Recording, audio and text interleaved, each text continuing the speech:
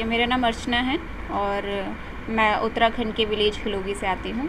और मेरी स्कूलिंग जो है वो स्कूलिंग गाज़ियाबाद से हुई है, ब्लूम पब्लिक स्कूल।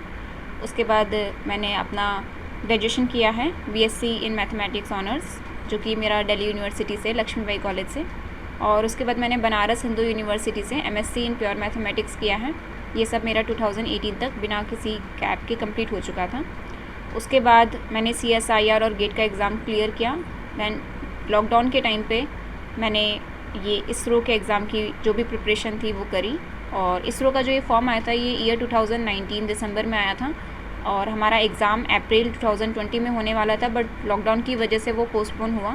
तो मुझे कोई आइडिया नहीं था कि कब एग्ज़ाम होने वाला है और क्या कुछ आने वाला है एग्ज़ाम में। बट मैंने अपनी पढ़ाई कंटिन्यू रखी।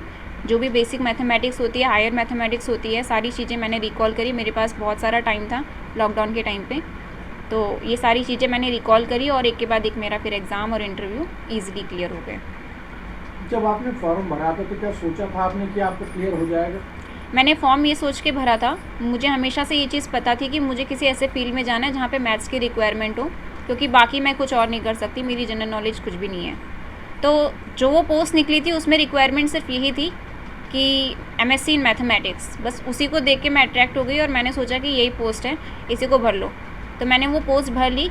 मुझे ये नहीं पता था कि इसरो में मैथमेटिक्स के बेसिस पे साइंटिस्ट बना जा सकता है या नहीं बना जा सकता। जब मैंने वो फॉर्म फिल कर दिया उसके बाद मैंने काफ़ी जगह सर्च किया तो मुझे पता चला कि बहुत मुश्किल होता है मैथमेटिक्स के बेसिस पे साइंटिस्ट बनना, बहुत कम पोस्ट निकलती है। तो मुझे ये भी लगा कि अगर ये निकल रखी है पोस्ट और मैंने ये फॉर्म फिल किया है तो शायद मेरे पास ये गोल्डन अपॉर्चुनिटी है साइंटिस्ट बनने का, क्योंकि बहुत रेयरेस्ट जॉब है अगर आपने मैथ्स से अपनी MSc कर रखी है और उसके बाद आप साइंटिस्ट बन रहे हो इसरो में। तो मैं चाहती थी कि मेरा यहाँ पे सिलेक्शन हो जाए, बट ये मेरे लिए बहुत बड़ी बात भी थी और मुझे पता भी नहीं था क्या कुछ आने वाला है। तो प्रिपरेशन मैंने बहुत नॉर्मल प्रिपरेशन करी है। नॉर्मल प्रिपरेशन मतलब बेसिक मैथमेटिक्स, और क्योंकि रिसेंटली हायर मैथमेटिक्स तो पढ़ी रखी थी तो उसके लिए मुझे ज़्यादा प्रिपेयर करने की ज़रूरत नहीं पड़ी।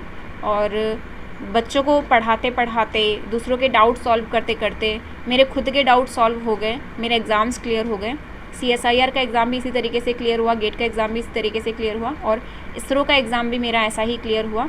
और इंटरव्यू में भी मुझे नहीं पता था क्या पूछा जाएगा, बट मैंने बहुत कंफर्टेबली अपना इंटरव्यू दिया, बहुत कॉन्फिडेंस के साथ दिया। और उन्होंने मुझसे जो भी पूछा मैंने लगभग सारे क्वेश्चंस के आंसर्स किए। 10 से 20 मिनट का मेरा इंटरव्यू चला और मुझे लग रहा था कि सिलेक्शन हो जाएगा, बट फिर भी बड़ी बात थी सिलेक्शन होना।